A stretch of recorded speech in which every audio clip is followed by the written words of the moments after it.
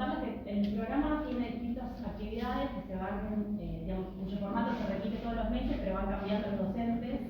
Hay talleres de poesía, de narrativa, hay clínicas de obra de poesía y de narrativa, y hay charlas, invitándolos a que se sumen a esos talleres y esas actividades que abren en las inscripciones una vez por mes, en general entre el 10 y el 15 de cada mes se están abriendo.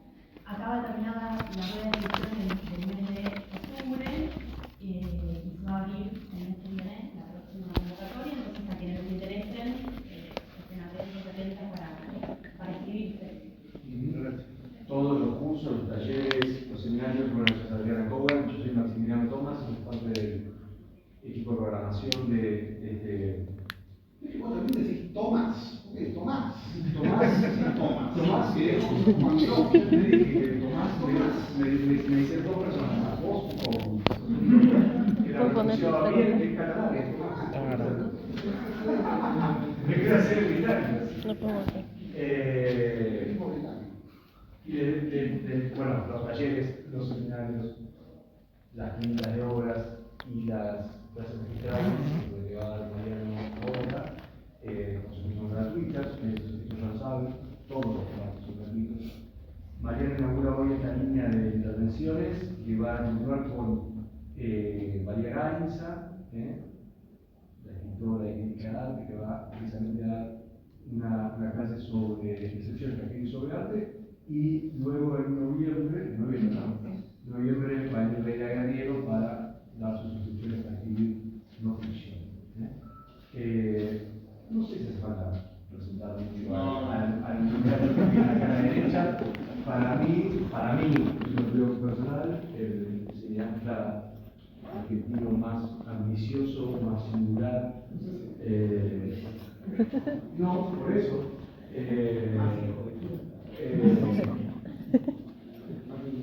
Tal vez, digamos, no sé si me incomoda un poco, pero a mí me resulta uno de los directores de cine y cineastas que más relación tiene con la literatura. Y con la lectura, y con el... No, es verdad, no te ayuda mucho lo que te rodea, pero bueno, es recién estábamos hablando de Borges, como si lo hubiéramos ustedes. Pero bueno, hay una no puedo tanto de cine de cosas tan específicas que eran tan entonces Maxi, y director de cine que sigo desde Bañares. Bueno, Mariano Ginastro.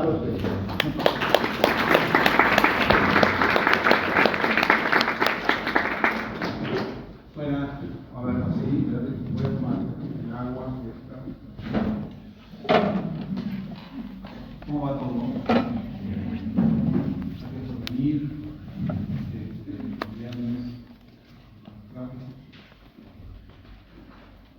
Bueno, como bien dijo mi querido amigo Tomás, esto se trata acerca de la escritura. Entonces, cuando nosotros imaginamos el título de esta charla, él me dijo que tenía que ver con... Tuvimos una pequeña discusión amistosa, pero discusión al fin, porque él quería, efectivamente, María Gainza hablar, ¿cómo es el título de María Gainza? Yo escribí sobre arte. Sobre arte, en específico, Leila Guerriero iba a escribir su no ficción, iba a explicar sus saberes sobre cómo escribir no ficción. Entonces, Maxi quería que yo, que sumándome a eso, yo, mi taller o mi charla o lo que fuese como escribir un guión. Entonces ahí hubo una pequeña disidencia, porque yo le dije, no tiene que ser como escribir un guión, sino que tiene que ser como escribir una película. Y entonces ahí hubo algunos mensajes que reflejaron algo que de entrada a mí me hizo pensar, ¿no? Digamos, ¿por qué? Porque de alguna forma uno piensa, bueno, la parte que se escribe de una película es el guión. Y entonces es ahí por donde me gustaría empezar a mí para hablar de la particularísima materia que compone el cinematógrafo, ¿no? Es decir, de lo excepcional que es el cinematógrafo como disciplina. ¿Por qué? ¿Por qué esa discusión importa? ¿No? Porque efectivamente la idea de... Imaginemos, por ejemplo, hagamos algunos paralelos con las otras artes, ¿no? Bueno, hay algunas en las cuales la escritura no necesita, como dice, no necesita presentación. Bueno, en este caso no admite ninguna discusión. Por ejemplo, la poesía. Bueno, uno dice, ¿cómo escribir instrucciones para escribir un poema? Bueno, sería un poco raro dar una charla sobre eso, si bien Edgar Allan Poe escribió unas instrucciones también, ¿verdad? Pero y muchos otros también, tal vez no tan talentosos como Edgar Allan Poe. Pero en el caso de ese, la relación entre la escritura y la obra es directa, ¿no? Es decir, alguien escribe un poema y lo que los lectores leen es lo que ese autor escribió, lo que ese poeta escribió. Es directa la relación. Lo mismo sucede con cualquiera de las artes de lo que podríamos llamar la literatura. Es decir, no existe una relación diferida entre la obra final y la fase de escritura. En cambio, hay otras disciplinas en las cuales sí existe, ¿no? Es decir, por ejemplo, pensemos, me parece que hay, por supuesto hay algunas a las cuales no me voy a referir porque son demasiado sutiles la diferencia con el cine. Pero si pensamos en la idea de escritura, por ejemplo, en tres de las artes más grandes. Una sería el cine, pero la otra es el teatro, por ejemplo. Y la otra la música. Bueno, pensemos en la música, que es bien interesante lo que sucede. Cuando un compositor está escribiendo una obra, efectivamente lo que está haciendo el compositor, si nos remontamos, ahora tienen los programas y ya directamente, pero básicamente es muy interesante pensar cuál es la relación entre lo que está escribiendo y la obra. Digamos, la materia, a diferencia de lo que dijimos con el poeta, la materia de esa obra no es escrita. Entonces lo que aparece ahí es lo que podríamos llamar la notación, ¿no? Es decir, lo que el compositor imagina una obra y como no puede plasmarla, porque no es un hombre orquesta, como suele decirse, necesita dar una serie de instrucciones, ahora sí las instrucciones, para que esa obra, al existir, se parezca a la que él imaginó, ¿no? Entonces la escritura tiene una relación no tan directa con lo que después el público va a oír. El compositor va a imaginar una serie de cosas, va a ponerlo en un lenguaje que solamente los que saben música pueden leer y que después van a interpretar. Y recién ahí, frente a la interpretación, va a existir algo parecido a la obra, ¿no? Es decir, es una serie de procesos. La escritura de la pieza musical está bastante lejos de la música en algún punto. O es decir, es una traslación de lo que aparece en la cabeza del músico del compositor a un papel. Entonces ahí aparece la idea de notación. Bueno, si uno ya está tentado de generar relaciones con el cine, ¿no? Es decir, bueno, ¿en qué medida el cine se parece a eso? ¿En qué medida el guión cinematográfico es como una partitura? Yo no sé cuántos o cuántas de ustedes aquí han escrito guiones cinematográficos, pero probablemente hayan pensado, bueno, es interesante asomarse a la relación entre un guión y una partitura. ¿Se parecen un guión y una partitura? Si uno tuviese que decir, que nadie dijo algo importante, que era que después va a haber preguntas del público. Así que recuerden sus preguntas, porque después va a haber un momento fascinante de preguntas del público. Bueno. Estamos diciendo, la relación entre la partitura y el guión. ¿Cuánto un guión es una partitura? ¿Cuánto se parece un guión a una partitura? Bueno, lo que podríamos decir es que ese sistema de notación en el cine es menos preciso que en la música. Es decir, teóricamente, frente a una partitura, más allá de la parte de expresión, quien sepa leer música lee la partitura y lo que toca es más o menos lo mismo, ¿no? En cambio, dos personas leen un guión y no sale lo mismo.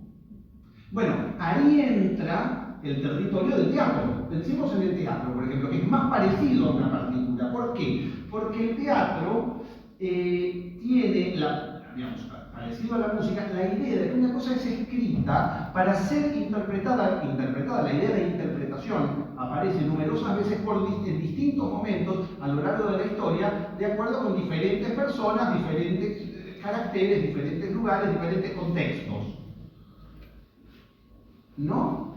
Es decir, en ese sentido uno podría pensar que el texto teatral se parece un poquito más a la música, a la escritura musical, porque de alguna manera implica o imagina o prevé la idea de que eso va a suceder numerosas veces. Por eso, ambas formas de escritura, la escritura musical, la escritura teatral, se publican. Por eso hay gente, por eso uno va a una librería, por ejemplo, en esta biblioteca, ya que estamos en una biblioteca, probablemente haya una parte que diga teatro y haya libros con obras de teatro, con texto teatral. Y si uno agarra, por ejemplo, un libro que contiene las obras de Lope de Vega, lee lo que Lope de Vega escribió y va a ver una obra de Lope de Vega y seguramente, más allá de las versiones y todo, va a escuchar ese mismo texto. De la misma manera que si uno lee una partitura de Mozart y va a ver un concierto de Mozart, escucha eso que está en la partitura.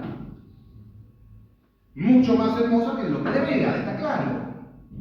Es decir, la notación figura en los dos casos.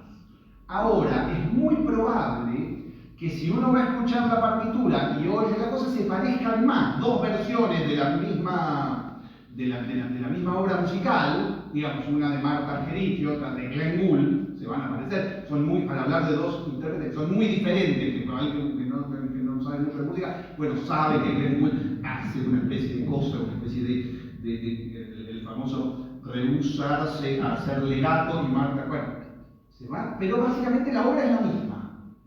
En una obra de teatro uno va a ver dos versiones diferentes de la obra de teatro, de la misma obra de teatro, del mismo texto teatral, y la diferencia va a ser enorme. Básicamente, por ejemplo, imagínense que uno va a ver la Romeo y Julieta en Londres y la va a ver al San Martín. Bueno, va a haber una diferencia gigantesca, por ejemplo, que es el idioma. Van a estar en idiomas diferentes, las palabras van a ser diferentes. Alguien va a haber traducido a Shakespeare a otro idioma. Bueno, ¿por qué Shakespeare? Digamos, hay muchísimo que se está cambiando de una cosa a la otra, ¿no? Es decir, las palabras, el sonido, la musicalidad. Para no hablar de que las caras de los personajes son diferentes, básicamente. Entonces ahí hay una idea de traducción muy interesante entre lo que es escritura y lo que es la obra en sí. ¿Y en el cine qué? ¿Qué pasa en el cine en relación con eso? Bueno, uno podría decir que el problema en el cine, la idea de la notación, la idea de que el guión son instrucciones para hacer una película, es muchísimo más problemática que en los otros dos casos. ¿Por qué? Porque el guión, a diferencia de las otras disciplinas que mencionamos, no está pensado para las sucesivas interpretaciones. A ver, vamos a pensar una cosa. Yo recién dije, muy probablemente haya aquí, en esta biblioteca, una zona de obras de teatro. Y entonces uno ahí viene y hay obras de teatro. Es decir, se publican obras de teatro. Incluso se siguen publicando obras de teatro de autores contemporáneos. Personas que uno conoce escriben una obra de teatro, la va a ver y después está el libro donde está la obra de teatro y esas obras de teatro se vuelven a hacer. Lo mismo sucede con las partituras. Uno puede ir y puede comprar una partitura de por supuesto todas las partituras de Mozart, pero también puede comprar las partituras de José Charly García. Puede poner ahí. Efectivamente, no está la voz de Charly García. Pero ¿por qué seguramente en esta biblioteca no hay ningún guión cinematográfico? Yo estoy seguro de que si buscamos en la parte de cine, va a haber entrevistas a directores, bueno, a él.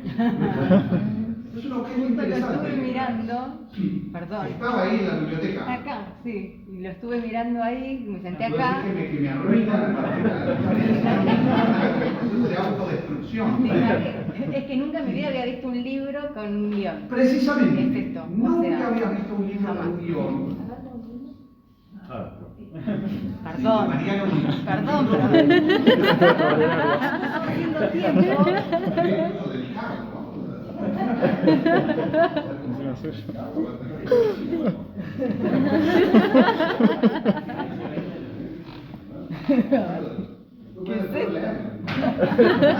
Salvo este guión.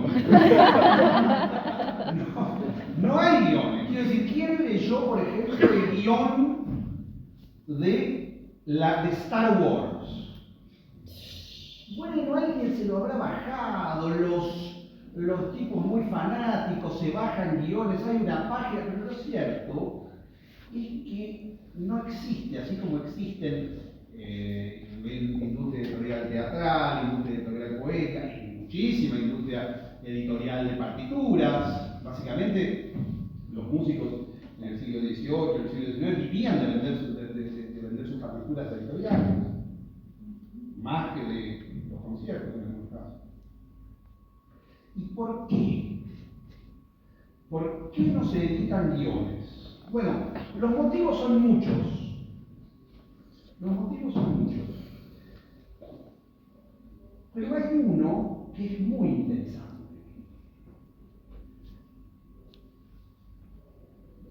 Es difícil explicar porque hay muchas formas de llegar a esa misma. Pero una posibilidad, una respuesta muy fácil es porque nadie lo tiene. Es decir, nadie sabe dónde está el guión, cuál es. Por ejemplo, yo, además de escribir libros que se editan y todo eso, trabajo como guionista de cine, ¿no? Y entonces si alguien me pidiera, por ejemplo, hace poco hice una película que fue muy exitosa, que llegó al Oscar. Entonces, imaginemos que alguno de ustedes me dice, esa película con Ricardo Darín me emocionó hasta las lágrimas, me paré, grité, y todas esas cosas que pasaban. Lloré. ¿Me podés mandar el guión por mail, que me encantaría? Y yo no lo tengo. ¿Por qué no lo tengo? Bueno, porque precisamente tengo algunas escenas, ahí no sé qué, pero el guión agrupado, el guionista no lo tiene. No lo tiene nunca. Tal vez en algún momento el director manda, pero hay que rastrear archivos. Hay que rastrear archivos, cuál es la cosa, bueno, cuál es finalmente, no sé qué. Bueno, eso no está, nadie conserva eso. Cuando uno iba a la escuela de cine, a los profesores de guión les encantaba decir una cosa que era, una frase que era, el guión se tira al final de la filmación. Les encantaba. Vos llegás a una clase de cine y entonces los guionistas dicen, el guión es algo que se tira al final de la filmación. Es mucho peor que eso. Es muchísimo peor que eso. Puedo ampliar un poco la parábola si ustedes quieren, para evitar la cosa de que se tira.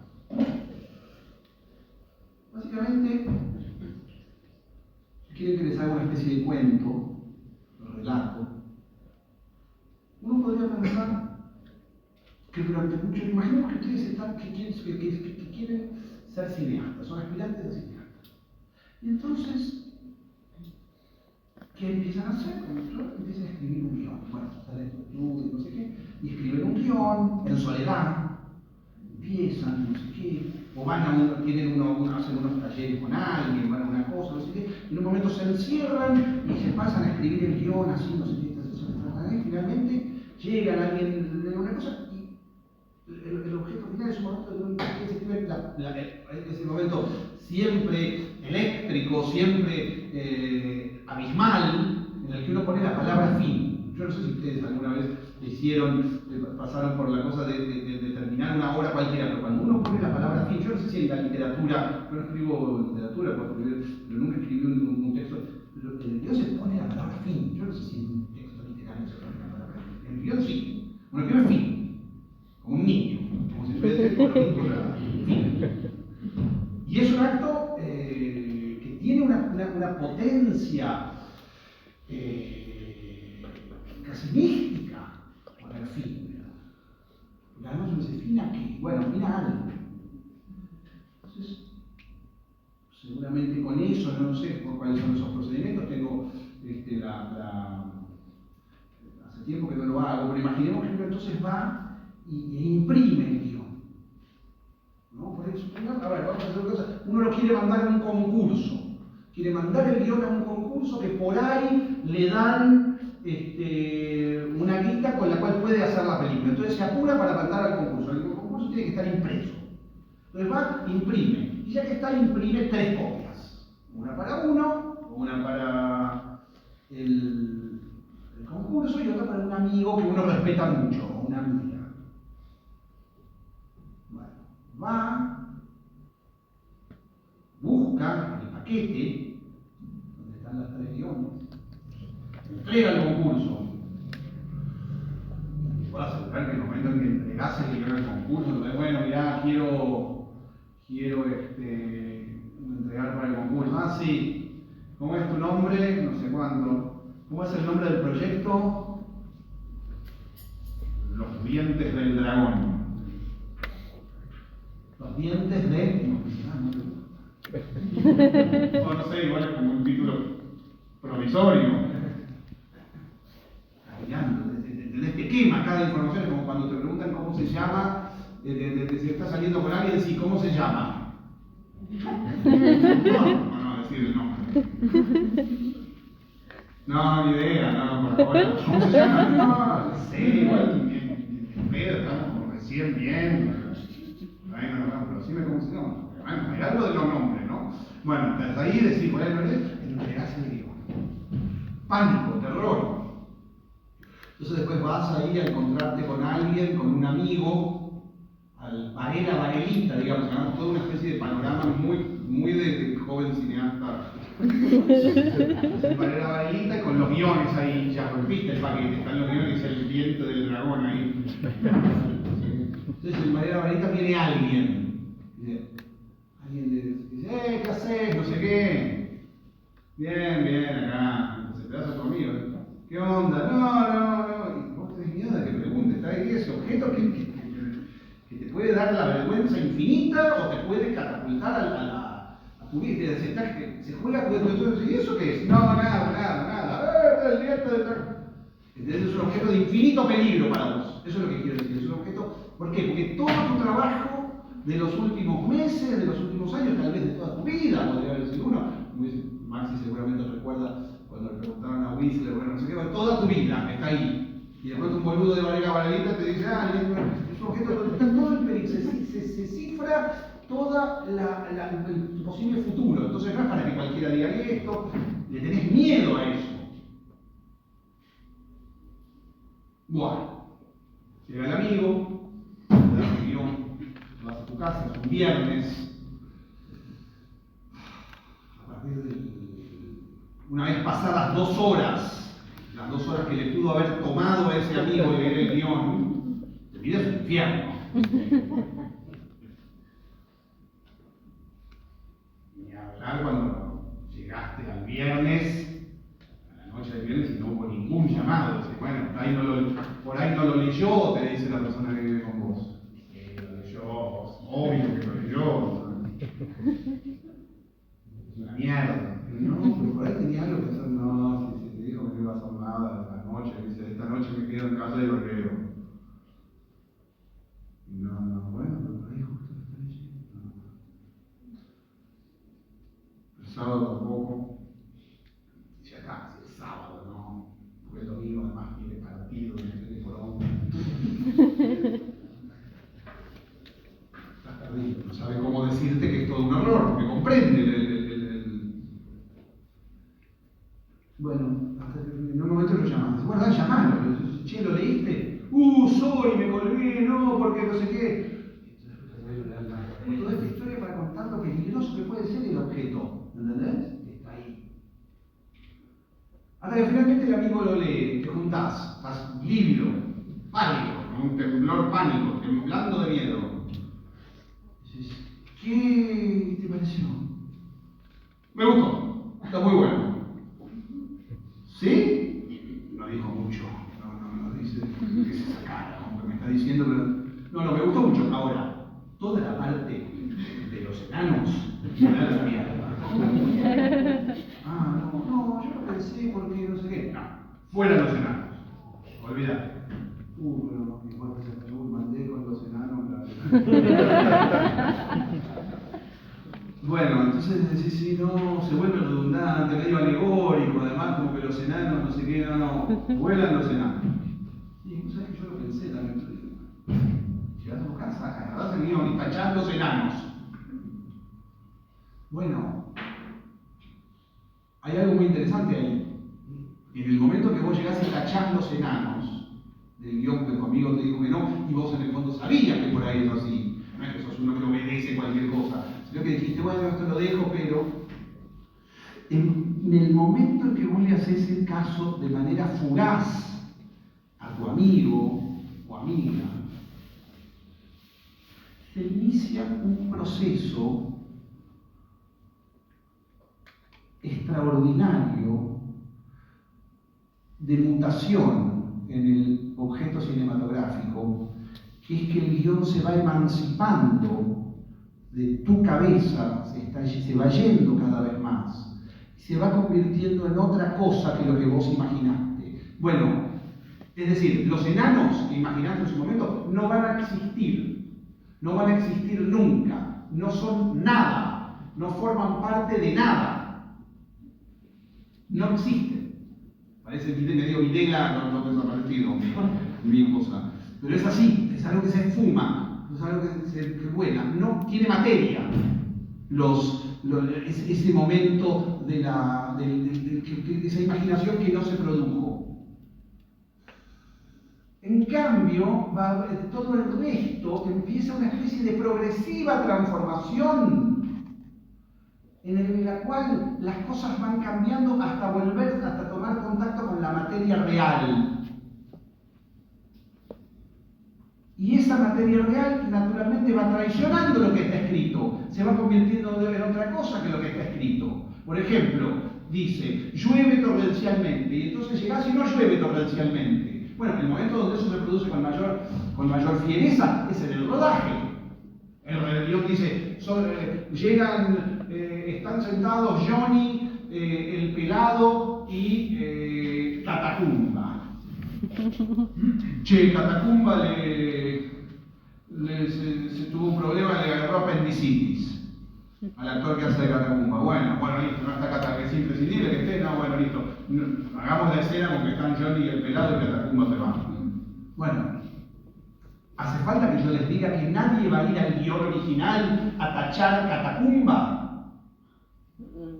Nadie va a cambiar eso. Es decir, el guión lentamente empieza a volverse pasado, empieza a volverse algo poco actual, empieza a volverse algo que ya no tiene que ver con lo que la película va haciendo. Ese sucesivo abordaje, esa sucesiva toma de posesión de lo real, es el cine. El cine básicamente consiste en que ese texto empieza a abandonar su condición potencial y se vuelve algo que ya se vuelve definitivo, podríamos decir. Bueno, hay algo, cuando digo es el cine, no estoy diciendo, no es una exageración ni una hipérbole. Es decir, lo que existe y lo que no existe, lo que deja de existir en medio de una serie de decisiones, y lo que termina existiendo, esa especie de ley de selección natural que aparece en las películas, es una condición necesaria y central de lo que es el cinematógrafo.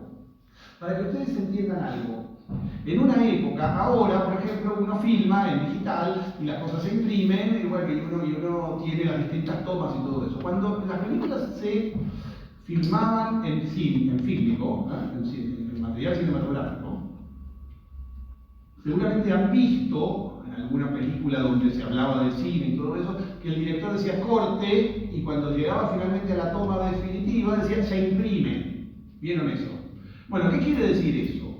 Quiere decir que él hacía varias tomas y en el momento tenía que decidir cuál era la que funcionaba, la que iba a existir. Lo que significaba que las que no se imprimían, está bien, quedaba el negativo, en el peor de los casos se podía ir a buscar del negativo, pero prácticamente no existían, iban a dejar de existir. Hoy uno firma varias tomas y puede buscar las tomas. En un rodaje viejo, un rodaje digamos de los años 50, el director decidía en el momento qué toma existía, es decir, qué toma formaba parte del mundo y cuál otra no.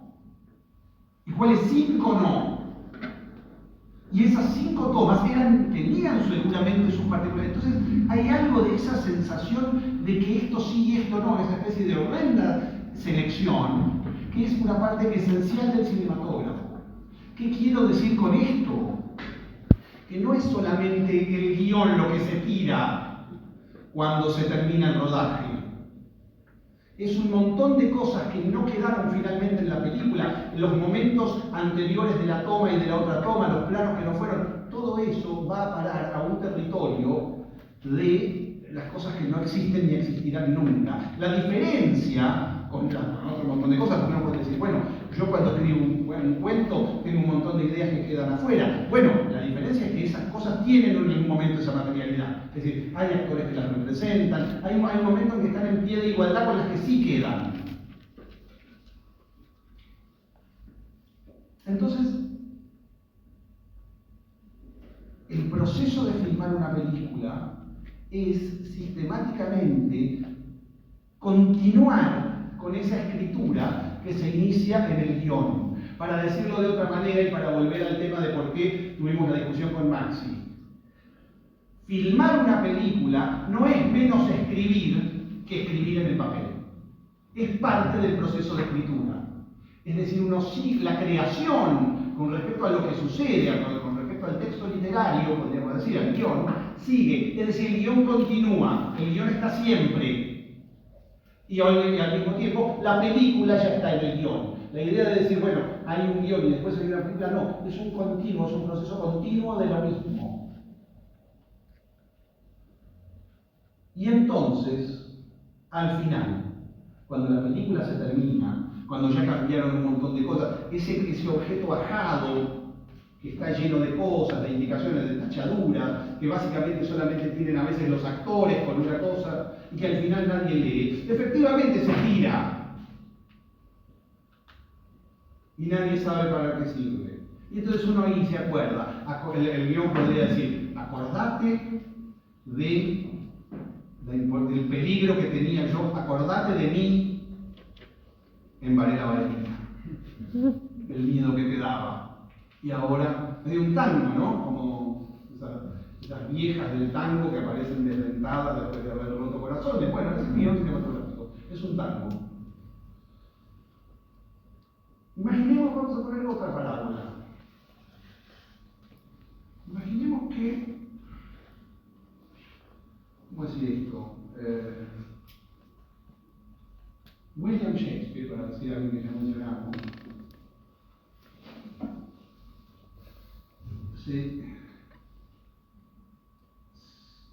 sobre el final, con el corazón roto, enfermo, se hubiera ido al campo, a una cabaña, y en esa cabaña nadie sabe dónde está el cadáver de Shakespeare, no sé qué, y él se hubiese metido en una cabaña, en una isla, en un barco, hasta que finalmente se desaparece. Muchos años después, ahora se encuentra en una isla desierta, una cabaña, un barco, un naufragio, una isla, digamos, de las Hébridas del norte, una cabaña y un esqueleto, con una pluma y unos papeles amarillos. Entonces los antropólogos y los arqueólogos llegan y dicen, no, ¿qué es esto? Es Shakespeare. Y entonces hacen el ADN y efectivamente Shakespeare está ahí. Y entonces hay un montón de papeles sobre los últimos poemas que Shakespeare escribió, de puño y letra. Es un tesoro invaluable para la literatura. Es decir, todos los agentes literarios del mundo se están peleando entre sí para ver quién es el que publica esos poemas últimos de Shakespeare. Bueno, imaginemos que pasa lo mismo, digamos, no sé quién se dice, con Orson Welles, tal vez el más grande genio del cine. También se va a una isla, también aparece, esto en este caso llamaría la atención, pero en lugar de poemas hay guiones. Lo pasa nada con esos guiones. De hecho, está lleno de guiones de Wells que no se pueden actuar. ¿Por qué? Porque ya no existe Wells para actuarlos, ya no existe Wells para dirigirlos, ya no existe Joseph Cotten para... ya no existen esos camarógrafos, ya no existe ese mundo. Segunda lección, entonces, el guión no es un objeto en sí mismo, sino que el guión es una parte de un objeto mayor que si no se hace desaparece, se fuma como una bomba de carbón. Está hecho para hacerse, y si no se hace, no se... Eso es una especie de dolor permanente de los guionistas, ¿no? De las personas que escriben guiones de cine y no filman. Porque están trabajando en algo que si no, yo por ejemplo, cuando trabajo de guionista, está lleno de guiones que yo escribí e internamente digo qué lindo era, qué bueno era. Pero no existe, ¿saben qué? Para hacer algo totalmente sincero, no los pongo en mi filmografía. Un guionista en su filmografía pone las películas que se hicieron, y seguramente es un 30%, en el mejor de los casos, de un guionista que se filme. El 30% de las cosas que escribieron es muchísimo. Bueno, el de otro 60%, los guiones que escribió y no se filmaron, no existen. Es doloroso, pero al mismo tiempo forma parte de una materia central que es el cine. El cine es así. El cine necesita de ese contacto abrumador con lo real. Hay una palabra ahí que yo diría que es muy importante, y es la palabra real. Ahí hay un punto en donde el cine difiere con el resto de las artes, ¿no? Es decir, en donde las más cercanas, la fotografía, el teatro, tienen una relación diferente con lo que podríamos llamar los instantes de realidad. En el cine hay algo en donde los instantes de realidad tienen un peso distinto, diverso, del que tiene en el teatro, por ejemplo. A ver, todo el mundo sabe que el guión cinematográfico es la primera parte de una película, ¿no? Es decir, ¿para qué sirve un guión? Bueno, un guión sirve para que alguien pueda leer la película, entenderla, después a partir de ahí se hace un plan de producción, después a partir de ahí se hace un presupuesto, un plan de rodaje, un montón de gente empieza a trabajar con ese guión, y en relación con eso, vamos prendiendo el programa, está prendido, en relación con eso, se filma la película. La película se filma en tomas dispersas, una serie de cosas que de alguna manera responden a lo que es el guión, lo que el guión indica, ahí sí son instrucciones, y después con esas partes, y no con otras, se edita y se monta y se le da una especie de forma final que idealmente se va a parecer a lo que es el guión. Eso es lo que dice la norma de cómo se hace una película, ¿verdad? Bueno, yo tengo aquí un fragmento, vamos a ver el Rayo Verde, un fragmento de la película El Rayo Verde de Romer, que de alguna manera me interesaría que pensáramos, bueno, ¿cómo funciona en relación con esto que estamos diciendo? Se escribe, se busca, se monta, se filma. A ver, veamos este fragmento, a ver qué les parece para entender ese tipo de cosas. Cuando quieras. Apagamos la luz que está medio... Perdón, tuvimos que ver de YouTube por un error mío. Es muy cortito, como pueden ver.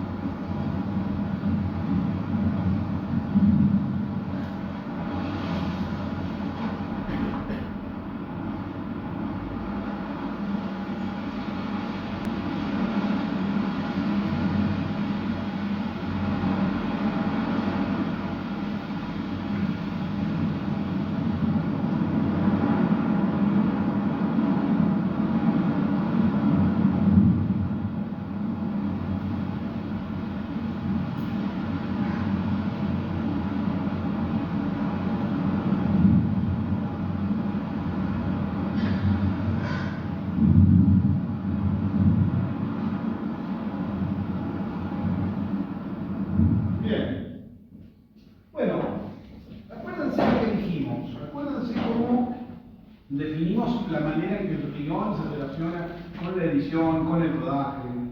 Dijimos, el director, el guionista, o quien sea que escribe la película, imagina, escribe, eso que escribe es sometido a una serie de personas, básicamente el asistente de dirección y el jefe de producción, que convierten eso en una serie de obligaciones, es decir, lo llevan a una técnica, ¿no?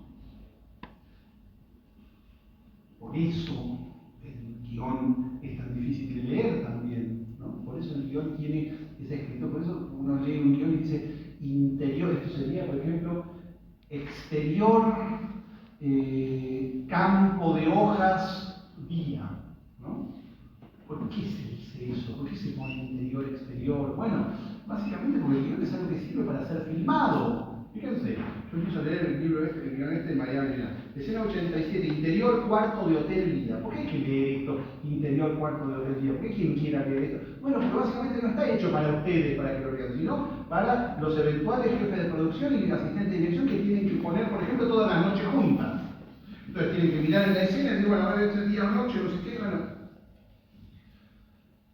Exterior, campo con viento, día.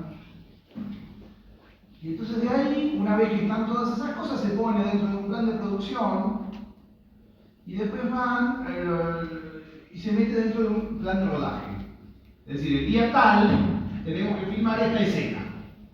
Bueno, no se les escapará a ustedes que si eso es así, filmar esta escena es dificilísimo. Es un problema para todo el mundo. Es decir, básicamente, si yo soy el jefe de producción y leo lo que dice aquí, debe decir, bueno, ella está caminando, es un día nublado, hay viento, sopla el viento en una especie de lugar lleno de creo que antes hay una placa que no apareció acá en YouTube que dice 21 de julio, sábado, no sé qué, es un día de verano, las plantas están cubriendo todo, Marí, ¿cómo se llama? Delfín camina por un lugar arbolado, el viento mueve las plantas, no sé qué, en un momento ella se mete por una especie de callejón más angosto, camina entre las plantas, en un momento huele unas flores, el viento sopla hasta que llega a una tranquera, a través de la tranquera se ve una franja de mar, el viento empieza a soplar cada vez más, mece los árboles a lo lejos, los álamos a lo lejos, no sé qué, y finalmente ella, estremecida, llora. Así sería, por ejemplo, un guión de esta escena que acabamos de ver. Bueno, imagínense ustedes que son los que están trabajando en la película. ¿Y cómo sé yo cuándo va a haber viento? Alguien puede decir, bueno, llevamos esos grandes ventiladores, ni loco, para algún día no. ¿Y cómo hago yo para encontrar un lugar con todas esas plantas que después tienen un callejón lleno de plantas que da una tranquera y que da al mar? El tipo de locaciones se vuelve loco, dice, yo, bueno, acá ahí encontré el callejón. Uy, bueno, a ver si da la tranquera acá, pero no da al mar. No da al mar, Romero. No. Bueno, es tremendo. Claro, ustedes tienen razón, dicen, no fue así.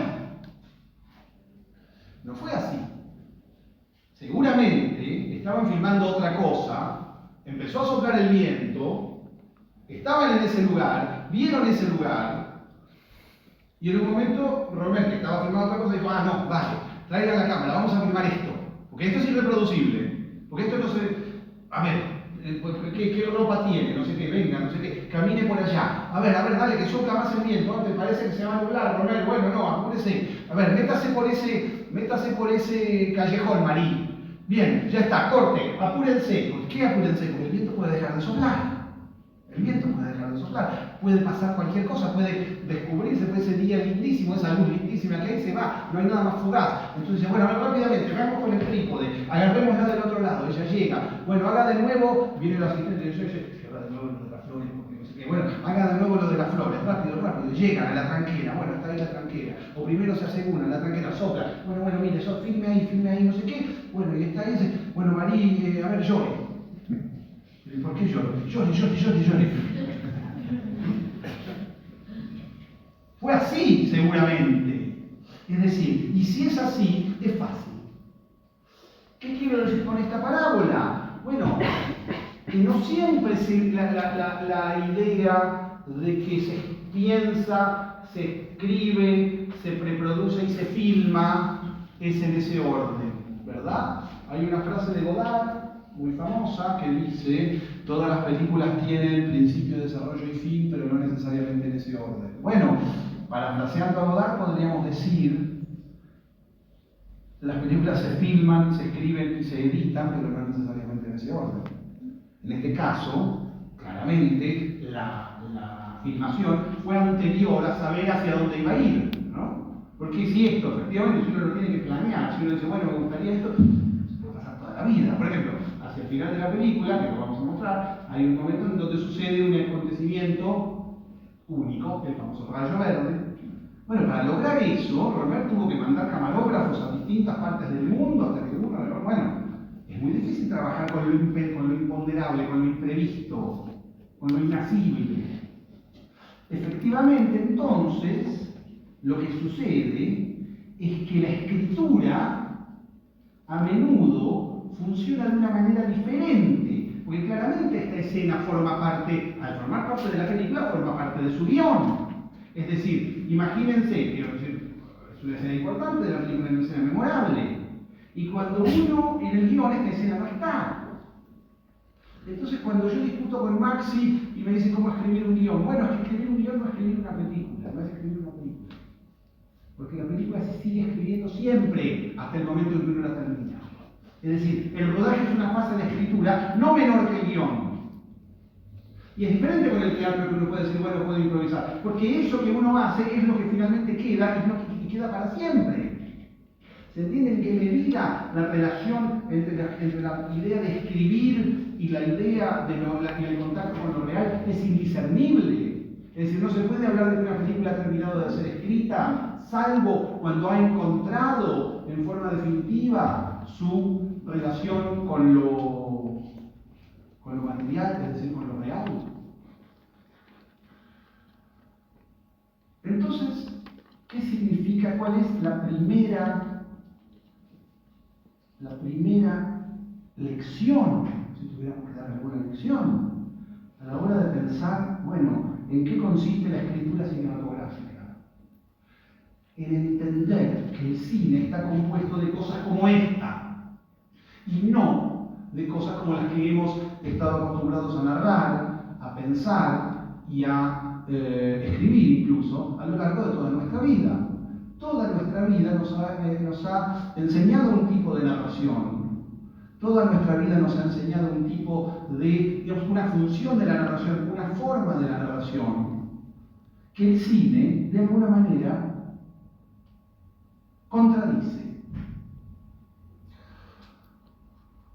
Yo, como estamos en una biblioteca, fui al piso de arriba y agarré un libro cualquiera. Bueno, cualquiera no, miré los libros que había ahí y elegí uno.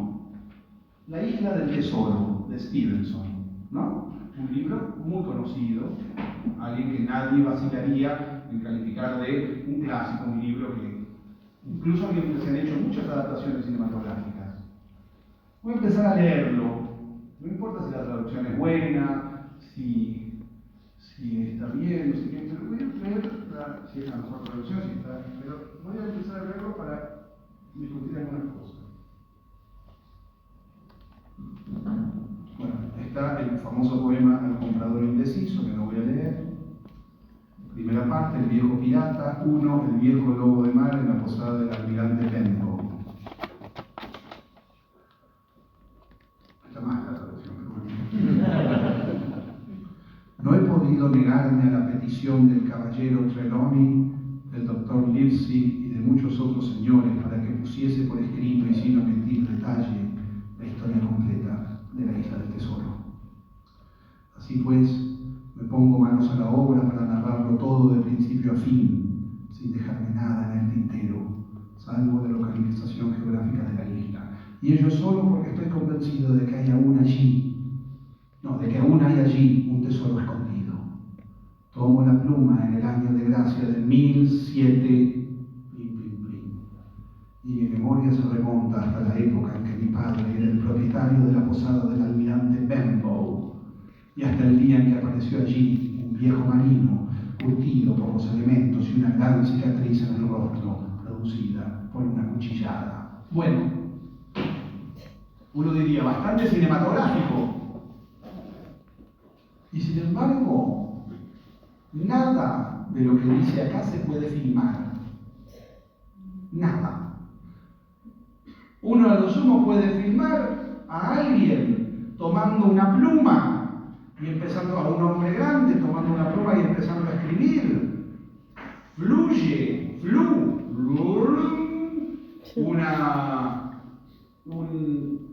una cosa, una tormenta, una cosa que dice posada del almirante Benbow, ese mismo como un niño y el hombre viejo que viene con la cuchillada. Bueno, no es lo que dice acá. Acá lo que dice es, no he podido negarme a que el doctor Gibson no sé qué, y eso fue, estoy seguro de que todavía hay en esa isla un tesoro escondido. ¿Cómo filmo la frase absolutamente central para darle interés a este texto? Estoy seguro de que aún hay en la isla un tesoro escondido. ¿Cómo filmo estoy seguro? ¿Cómo filmo estoy?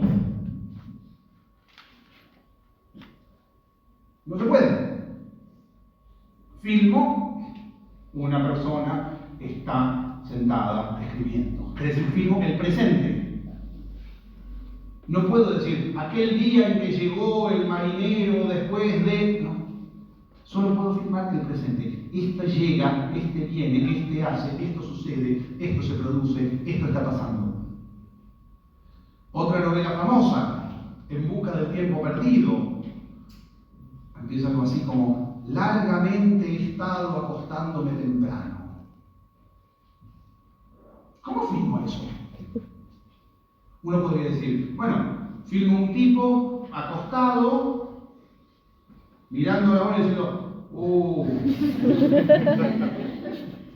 no es largamente he estado acostándome temprano. Estoy mirando a una persona con temprano una vez. Bueno, que ponemos 3 veces al día siguiente.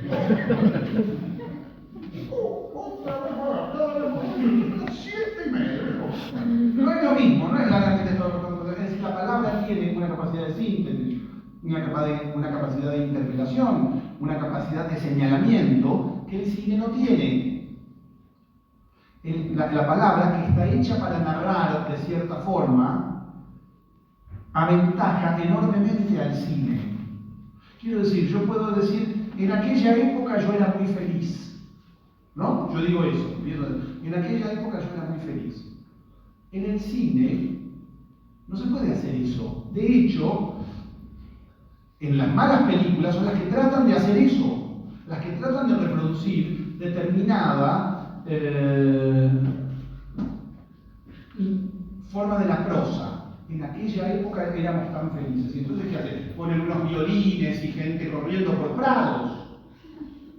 Eso no es en esa época éramos tan felices. Eso es violines y unos brazunes corriendo por prados. Es muy diferente. No se puede filmar en aquella época. No se puede filmar el pasado. Uno sistemáticamente se enfrenta a la limitación que le da la materia de la imagen, la materia del presente. Pero, al mismo tiempo, así como no se puede filmar algo tan simple como el principio de la isla del tesoro, no he podido negarme a que el señor Trelawney y el doctor Lee dicen, nada de eso se puede filmar. ¿Qué pasa con este segundo ejemplo que tenemos? ¿Qué pasa con esto? ¿Vemos el segundo momento del segundo fragmento, amigo?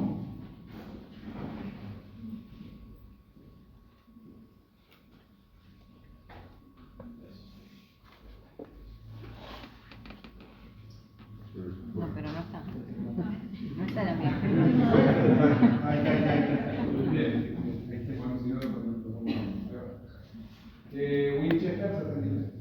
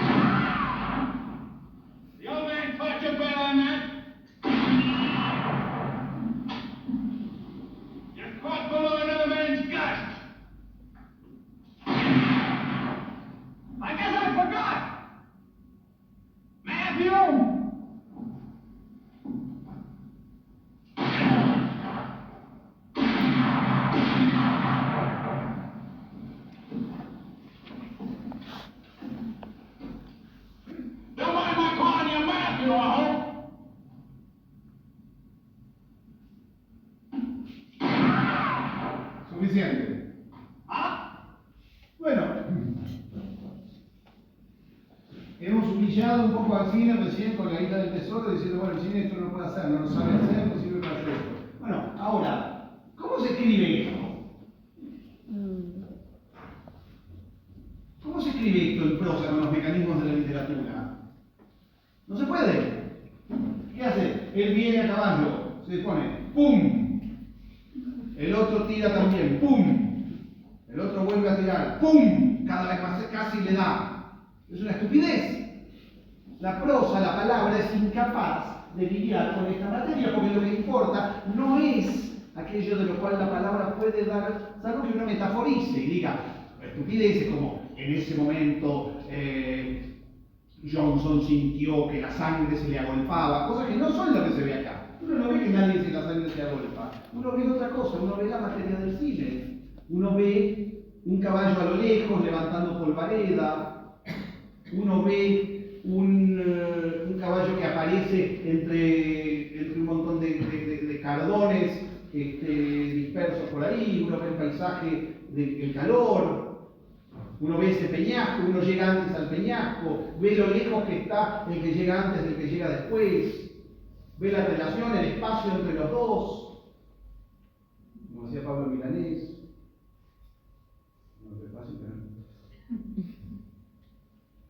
ve lo poco que le falta al tiro para darle, es decir, es una cuestión de distancias, de espacio, de movimiento, de peligro. Un peligro que no sale, como en la literatura, de determinadas sugerencias psicológicas que surgen directamente de la imagen. Bueno, si se dan cuenta, lo mismo pasaba en el fragmento de Romer, que acabamos de mostrar. También las cosas provenían de relaciones directas entre los objetos, entre los cuerpos, entre las cosas. Tampoco se puede escribir la escena de Romer. Y que sea la escena de Romer. Entonces nos encontramos ante una especie de paradoja bastante fascinante, que es el cine es incapaz de las cosas más básicas que puede hacer la literatura, pero a la vez es capaz de hacer cosas que la literatura jamás podría imaginar,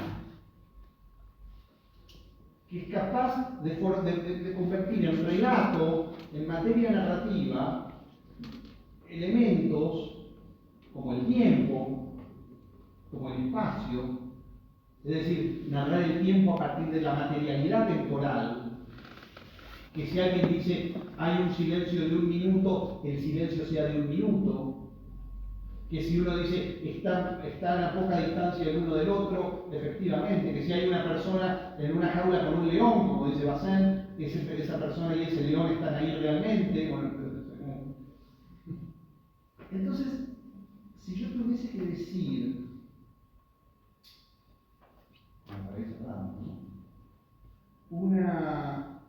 la lección central a la hora de empezar a escribir cine, escribir una película, la primera de las lecciones es entender el cine, es saber aquello en lo que el cine es mejor que nadie, porque ese territorio está todavía inexplorado. Entonces, ir a favor del cine, conocer aquello que el cine puede hacer, esa especie de relación extrañísima con lo real, esa especie de relación extrañísima con lo eventual, con lo, casi podríamos decir, con esa mezcla extraña entre lo complejo y lo abstracto, que es lo que llamamos la realidad, y aprovechar esos saberes del cine para seguir llevando adelante un descubrimiento. Y no tratar de domarlo para que narre historias a la manera de la vieja literatura. ¿Qué es lo que hace la televisión? ¿Qué es lo que hace Netflix? Tratar de que el cine se parezca a una novelita, con la lógica de la novelita. Y entonces todo aquello en donde el cine tiene su verdadera respiración es quitado, es una especie de cosa. Bueno, me parece que ahí hay una especie de punto de partida para pensar el cine. Es decir, el cine se escribe enfrentándose a lo que es inasible, y solo se escribe cuando aparece en él lo que es inasible, lo que no puede ser escrito. El cine nace cuando su materia es aquella que desafía lo que es susceptible de ser escrito. Entonces, respondiendo a la pregunta central, que son instrucciones para escribir una película, la primera instrucción, y casi la única, es decir, desconfíen de la palabra escribir. Hay una famosa situación, hay una famosa entrevista que hace el director de cine Peter Bogdanovich a uno de sus directores favoritos, de los peores películas del mundo, John Ford. Donde es muy famoso, John Ford le toma el pelo, se hace el vivo, Bogdanovich acepta que se le tome el pelo, que se haga el vivo con él, en esa época de John Ford, que John Ford te tomara el pelo era como un privilegio, porque después contaba a los amigos de la que se contaban. Entonces hay un momento en donde yo creo detectar que John Ford habla en serio, y Bogdanovich no se da cuenta. Y es un momento de una serie de preguntas en la película que Bogdanovich dice, bueno, en la película Tres hombres malos hay una carrera, una especie de gran carrera de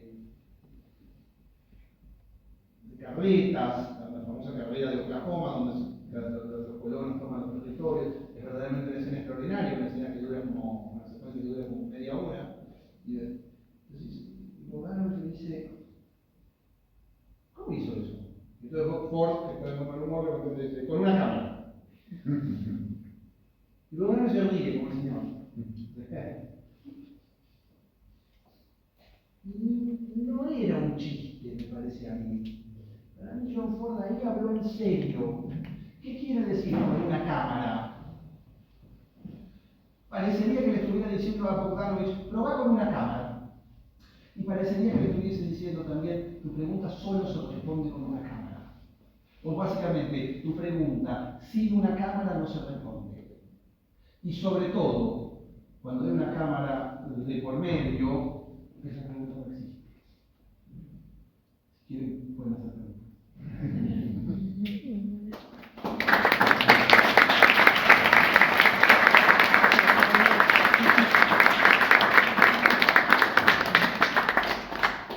¿Alguien tiene alguna? Sí, señor. Bogdanovich. Vos hiciste el caso, yo sabía que estaba editado el libro de Historias Extraordinarias. ¿Vos hiciste el trabajo de reescribir el guión en función de lo que quedó o es el guión? Es buena esa pregunta, porque claro, no, hay una cosa que hay que decir, que es que el guión está porque la película tiene mucha voz en off. Entonces me parece que la persona que se le ocurrió editar este libro, que además no fue muy lindo, digamos las cosas como son, sucede algo muy humillante para los que no somos el mundo de los libros, que a veces me llegan, por ejemplo, la recaudación de Mondadori, entonces uno recibe recaudación de varias cosas, de todo no sé qué, y siempre esa plata. Y llega la de Mondadori sobre el resumen de su cuenta, no sé qué, y de pronto te puedes decir, entonces, 2 pesos. Un peso. Claro. Muchas veces 0 pesos. Bueno, muy humillante, ¿no? Eso no tiene nada. Yo no puedo evitar imaginar a alguien mandándose mail y gozando. No. Un grupo Mondadori mirando eso y riéndose, seguramente no.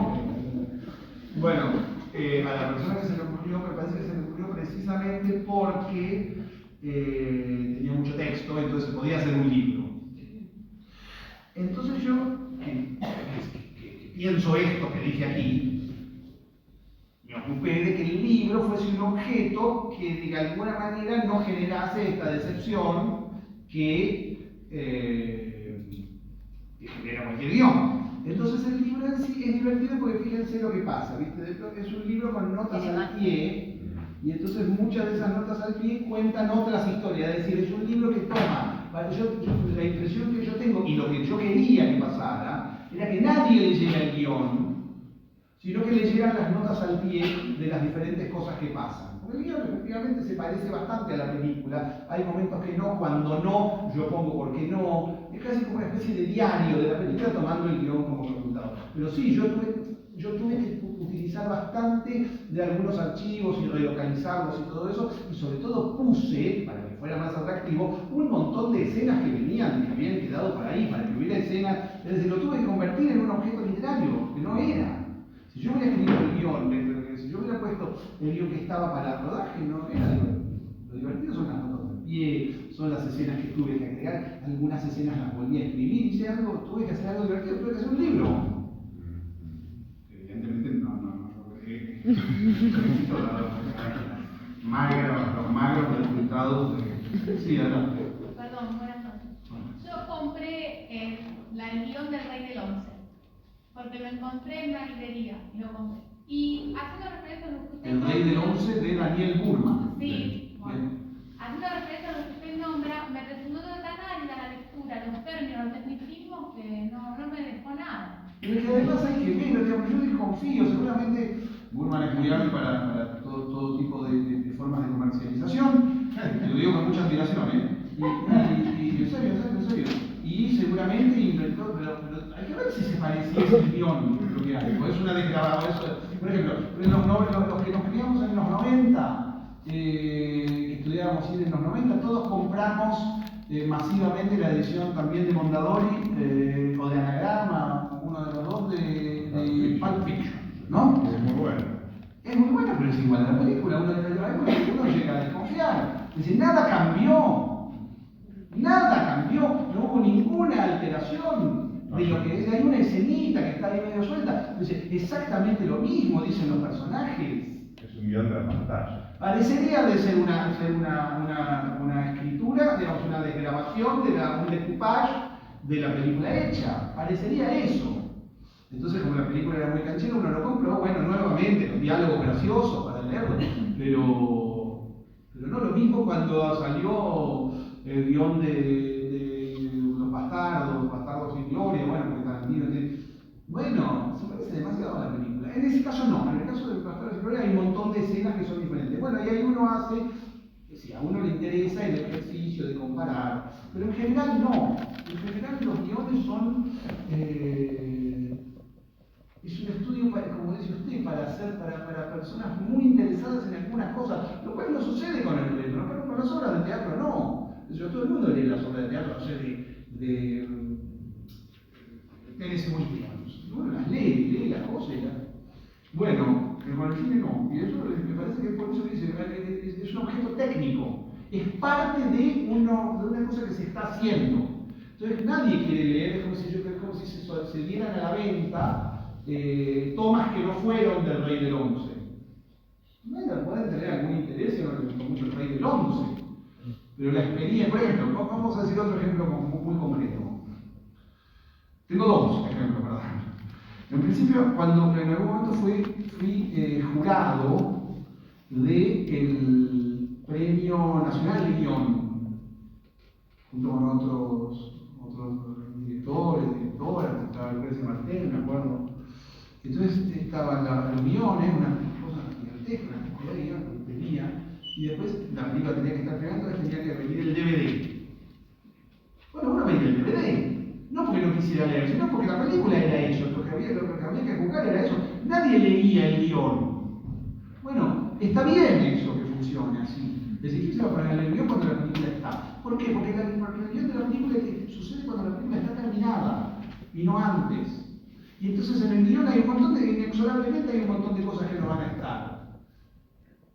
El Rey del Once, ¿quién era? Alan Sabak, ¿verdad? Bueno, entonces en el guión no está Alan Sabak, no está el tono de la voz, no está la cosa, no aparece, es otra cosa. Es una parte muy escasa, muy pequeña de lo que es una película.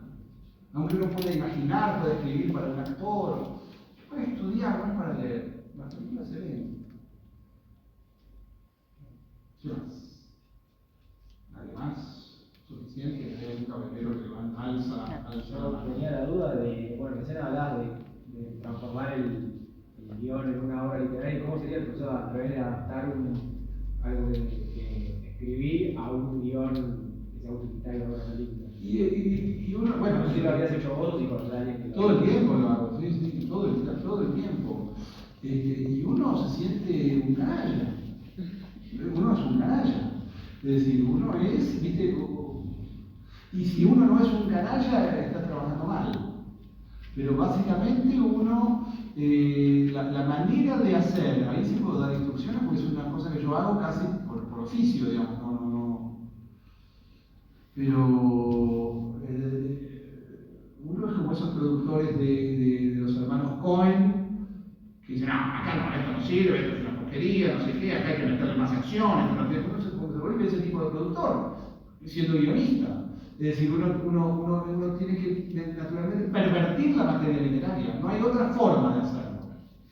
Salvo que haga una película cuya material, por ejemplo la película del matrimonio Stroh-Pouillet, que lo que hace es básicamente poner gente a leer el libro, en algunos casos, es decir, donde el problema de cómo adaptar, pero bueno, son películas de otro tipo, es decir, hacer una película de explotación, una película para el una película comercial basada en un libro, uno tiene que encontrar otras formas de eficacia, porque lo que fue eficaz en el libro nunca va a ser eficaz en un film, uno tiene que convertirse en otra cosa y a menudo tiene que ir a lugares bajos, tiene que volverse vulgar. Por eso me parece una gran idea a mí adaptar libros, pero bueno, a la gente le encanta, entonces bueno, uno hace lo que le piden, pero no es mala idea. Lo ideal es encontrar, digamos, en general, cuando un productor dice yo esto lo veo muy cinematográfico, es lo peor, porque un productor en la inmensa mayoría de los casos no tiene ni idea de lo que es cinematográfico lo que es. Entonces cree que es cinematográfico algo que se le parece, no sé qué, y que llevar eso a lo cinematográfico es dificilísimo. Yo escribí un montón de guiones basados en obras literarias, de los cuales, si no me equivoco, se firmó uno solo. No me tendría que pensar. Uno que se llama Pequeña Flor, de Yossi Gravito. Y tuvimos que hacer una cosa que nada que ver. Volverlo cine. Es otra cosa, no está tan cerca como parece. Nuevamente el cine tiene otras reglas, había que hacer, ¿entendés? Si en un momento, bueno, había que hacer comedia, uno se tiene que llenar las manos de la materia cinematográfica, que a menudo las artes más viejas desprecian. No es el caso de Dios y no es el caso de Pequeña Flor, pero hay ahí una especie de tensión interesante. Bueno, como el chiste de las cabras, todo el mundo lo conoce. Están las cabras comiendo en un basural y entonces uno está comiendo una lata de película y dice, ¿qué estás comiendo? Cumbres borrascosas. Me gustó más el libro, un clásico, un humor blanco. Ahí, Mariano, sobre esto que estás explicando, lo que se vio con el Oscar, el secreto de sus ojos. No, el secreto de tus ojos soy inocente de eso. No, pero te quiero decir, es una adaptación de un libro, bueno, cambió el nombre, pero bueno. ¿Qué quiere decir? Eso yo no tengo ni la más remota idea. No el Oscar. Como espectador, es una adaptación de un libro, ¿no? No, pero no vi esa película. Yo hoy no leí el libro, entonces no puedo hablar.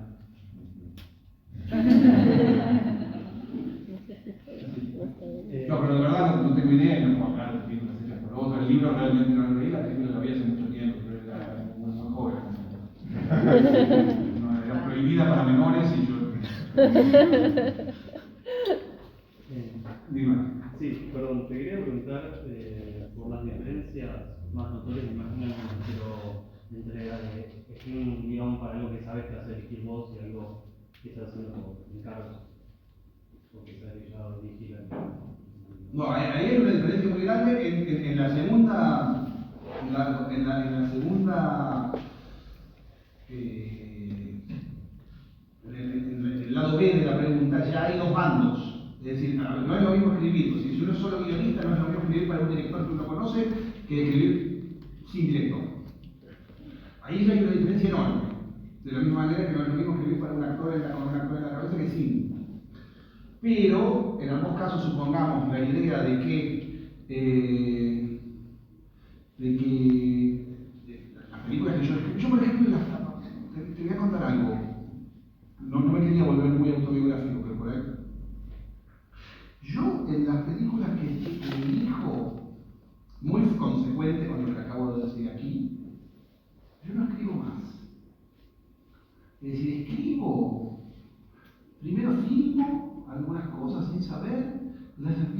editar y recién cuando aparece algo ahí escribo. Pero lo último que hago es escribir. Porque prefiero ir entendiendo la película, no sé qué, aparezco yo en general, entonces yo tengo como montada un sistema que es que en la lista de edición hay una cámara, en la misma persona somos dos y hay un sonido, a veces sería buenísimo que hubiera tres, pero el que venía tercero no está viniendo. Entonces uno llega y empiezo a editar y digo, bueno, ya sé, falta una escena en la que tal cosa, y entonces voy a la escena, entonces me pongo a escribir, es todo mezclado. Entonces no hay nunca un guión, hay como, bueno, la escena, no sé qué, no sé qué, no sé qué.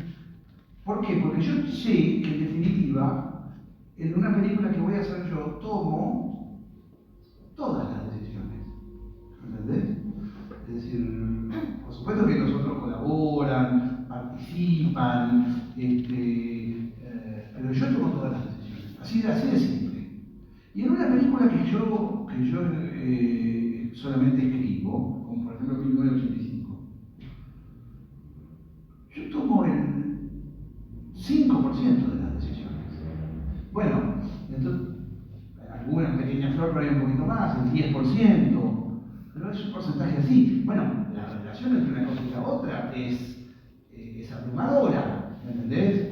En un caso, uno es parte de un proceso muchísimo más grande, en donde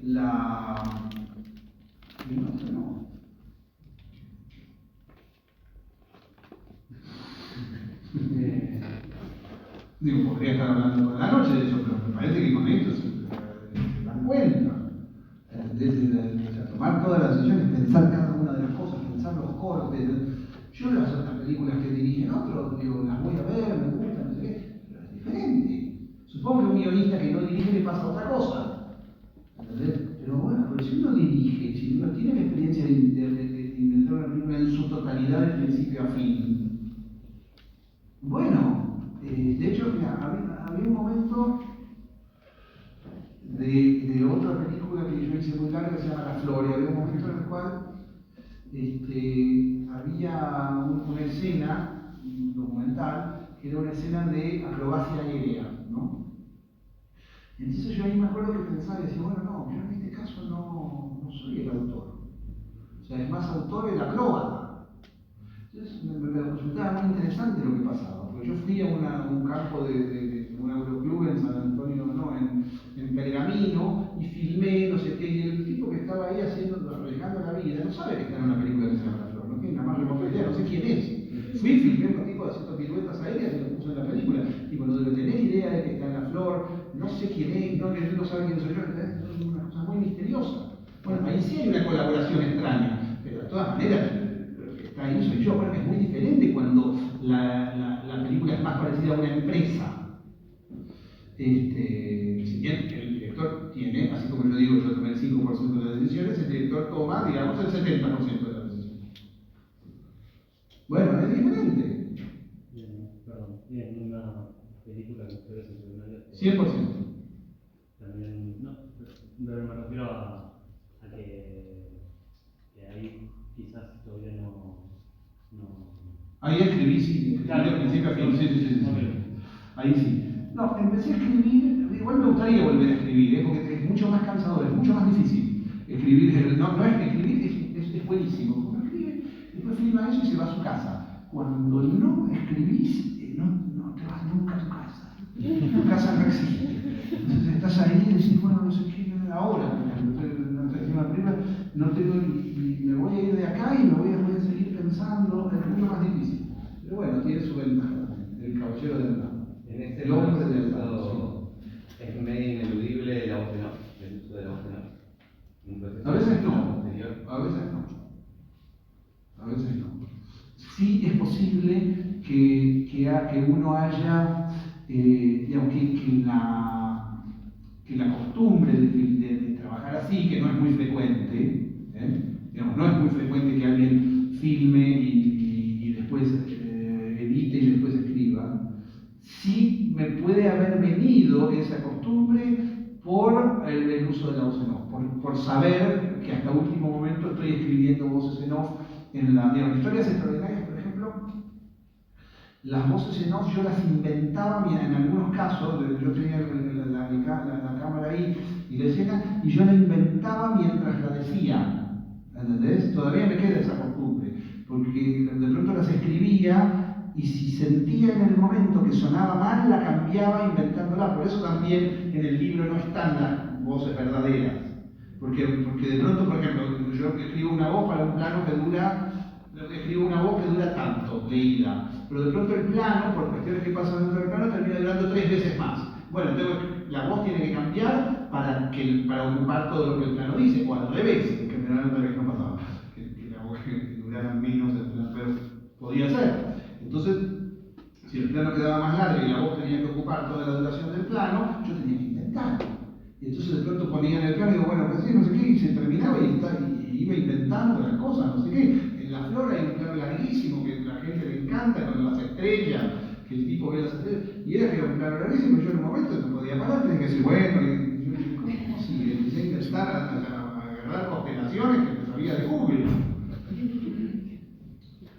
Sí, creo que tiene, digamos, hoy lo hago incluso en las películas en las que no hay voz en off, pero la costumbre creo que viene de ahí, de una especie de sensación de que uno termina de escribir al final, y que termina de escribir casi a veces en el momento de sonido.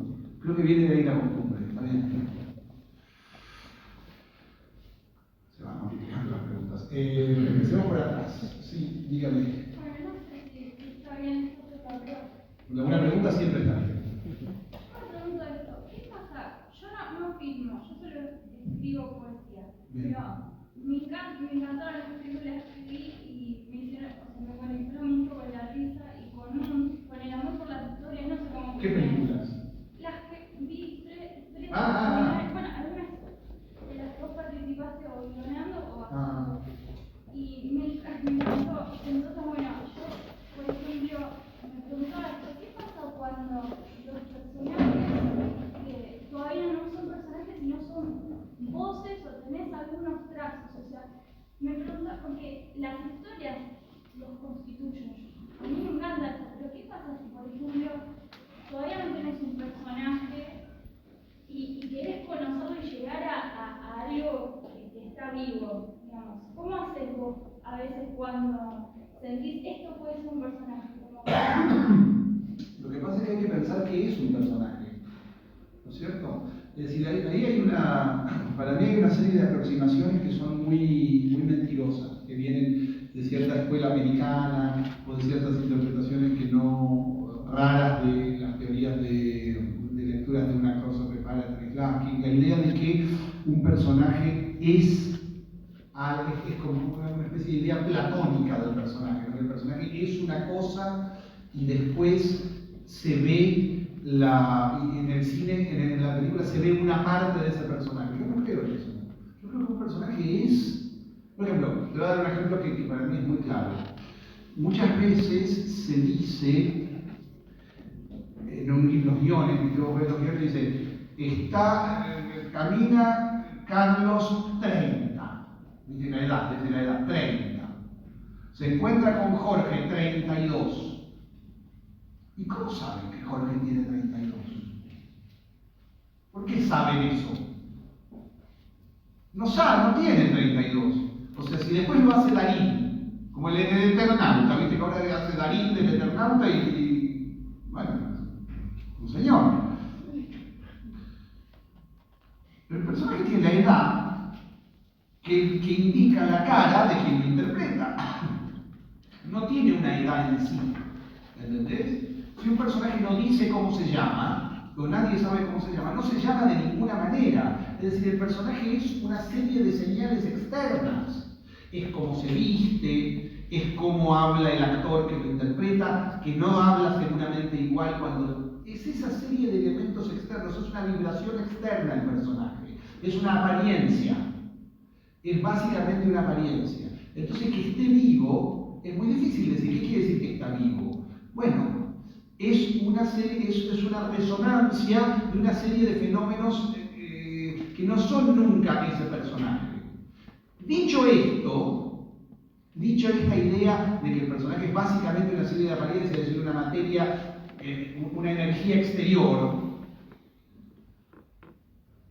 muchas veces pasa, uno tiene sensaciones casi, ¿cómo se dice? Ectoplasmáticas, fantasmales, que parecen indicar que sí. Yo me acuerdo que una vez cuando estábamos filmando Historias Extraordinarias había dos personajes, uno es mi amigo, y otro, Palomeque, que era un personaje que estaba ahí, no sé qué. En un momento nos mudamos, había un montón de escenas, eran como dos amigos, uno era el personaje principal y otro como un amigo medio pesado que tenía. Y en un momento, la película se filmaba mucho en las rutas, y en un momento paramos en una estación de servicio, y cada uno fue a comprarse sus cosas, y yo en un momento veo en la cola que estaban los dos vestidos con sus cosas haciendo la cola. Y tuve una sensación muy rara, como decir, son los personajes que están haciendo la cola. Tienen una vida por fuera de la película, existen por fuera de la película. Fue una sensación como verdaderamente un espejismo, porque después me hablaban pero fue una sensación, fue francamente un espejismo. Decía, mirá estar ahí. Uno podría encontrárselos, digamos. Es muy rara esa sensación. Yo pienso que hay algo en toda esta moda que existe de Marvel, por ejemplo, es la continuación, del universo cinematográfico. La idea del universo cinematográfico es una idea muy de esta época. Yo pienso que tiene que ver con esa especie de residuo que dejan los personajes cuando se termina una película. Es decir, no, es muy difícil abandonarlos, ¿no? Hay veces que esas señales externas, bueno, tienen una gravitación diferente. No es una pregunta fácil de responder, no sé la suficiente física como para... Pero creo que la respuesta tiene que ver con la física. ¿Alguien sabe de física? Bueno, pero si supieran, creo que de ahí vendría a decir, es algo que deja de ser mera apariencia y empieza a volverse una especie de materia que permanece. Interesante. No sé si te lo respondí, pero creo que sí, adelante. Vamos de acá para acá, es como una especie de peregrinaje, como el camino de Santiago. Capaz es como el guión, se sigue construyendo más allá del momento de la filmación. Bueno, pero es inquietante eso. ¿Hasta cuándo? Yo me voy a morir y ellos van a seguir, no sé, realmente estoy ahí muerto y están Palomeque y el otro. ¿Qué? Dale. Quería chusmear qué películas viste últimamente y que te hayan gustado, para que podamos hablar. Wow, qué difícil. Y si ves series o consumís plataformas. Ahora que tengo un hijo, sí. Ahora que tengo un hijo veo las de Marvel y las de Star Wars. Sí. Y esas sí me gustan. Ahora también empecé a ver plataformas, pero veo películas viejas, no veo películas nuevas, veo películas viejas en general. Y ahora las películas que vi, pero veo todos los días, dos películas. Y ayer vi una muy mala. Te puedo contar, sin chusmear, te puedo contar cuál vi ayer. Vi la historia de Adela H. de Truffaut, que esa me pareció muy buena, pero después vi, porque estoy con una cosa de melodramas, así de películas de amor, y entonces vi Leyendas de Pasión, ¿la vieron? Brad Pitt con pelo largo, y unos hermanos, y por eso dije también lo de que en los momentos de felicidad, está ahí Brad, no me pareció mal. No puedo citar Leyendas de Pasión como una que me haya parecido buena, pero no sabría decirte, veo dos películas por día. Entonces, lo veo todo el tiempo, veo películas que pero en general trato de ver películas anteriores a 1970 o 1980. En general. Me sirve eso. No veo películas contemporáneas, es decir, no veo las películas de mis colegas. Eso trato de no hacerlo. No me hace bien. No sabría decirlo. Para decirlo de alguna manera, de mis colegas muy cercanos, sí, pero no del tipo que ganó el Lántimos, esos grandes maestros, no veo yo. Sí, la de la gente que conozco, la de mis colegas de aquí, pero no. A ver, es muy simple. Yo soy una persona que ve cine para trabajar. Entonces, si es muy buena, me caga la vida. Y es mala, también me deprime.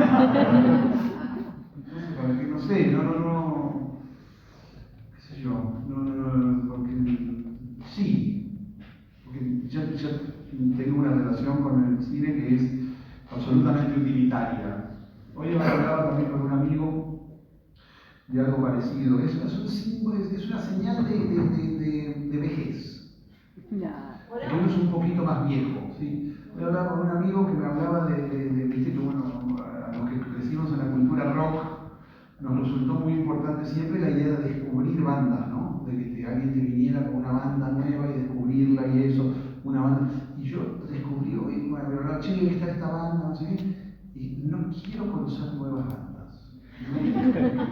Quiero escuchar de ahora en más siempre lo mismo. Los discos que conozco hasta el hartazgo, escuchar eso que sea como un horror. Bueno, ya está, ya escuché mucho, son muchas las cosas que me gustan. Entonces, ya está, no puedo más con el cine, peor, porque yo hago cine. Entonces necesito solamente lo que me sirve, ¿entendés? Soy como el doctor Emmett Brown de Volver al Futuro, al final, viste, que mete toda la basura en el convertidor para, bueno, eso. Pero, ¿te gusta Volver al Futuro? ¿Eh? ¿Te gusta Volver al Futuro?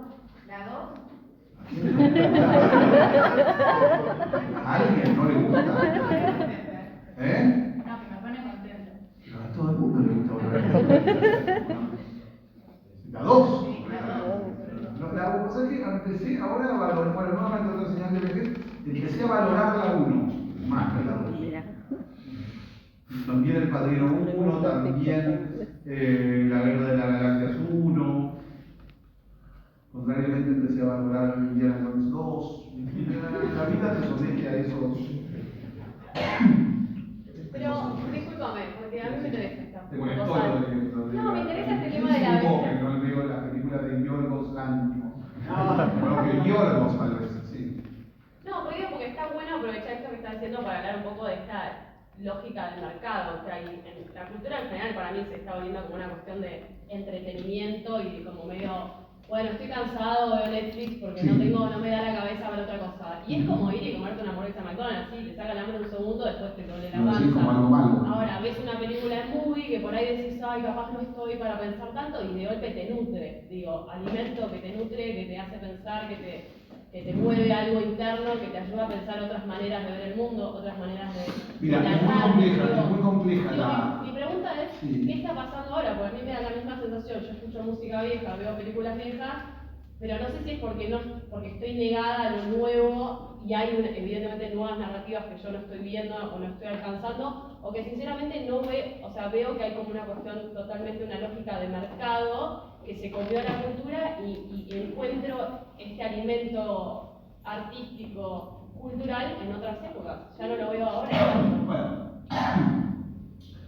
no estoy seguro de que sea como vos decís. No lo sé, es una pregunta. Yo tampoco de que sea como tu pregunta sugiere, es decir, que aparezca una lógica nueva ahora, es decir, hubo una época en la que sí, quiero decir, uno piensa por ejemplo en los 60, que decía, sí, yo iba a conocer mucha gente que dice, yo me tenía que morfar las películas de Godard, de Lorraine, porque a las chicas les gustaba. Digo, también hay cuestiones que también tienen que ver con ciertas lógicas que en su momento fueron de mercado. La pregunta interesante sería, ¿cuánta más gente hay ahora que ve películas de Godard? ¿Cuánto veía más gente películas de Godard? O mejor, ¿cuánto le gustaba más Godard a la gente? ¿Ahora o en 1965? ¿O en 1980? En 1980 te aseguro que ahora le gusta más Godard a la gente que en 1980, que la gente pensaba en Godard como si fuese una especie de animal, como si fuese una tortura. Bueno, lo que te quiero decir es que en esos momentos que uno añora, movie no existía. ¿Entendés? Y que la película que vos estás viendo en movie que decís que te nutre es vista por muchísima más gente que la veía en los momentos de los cineclubes.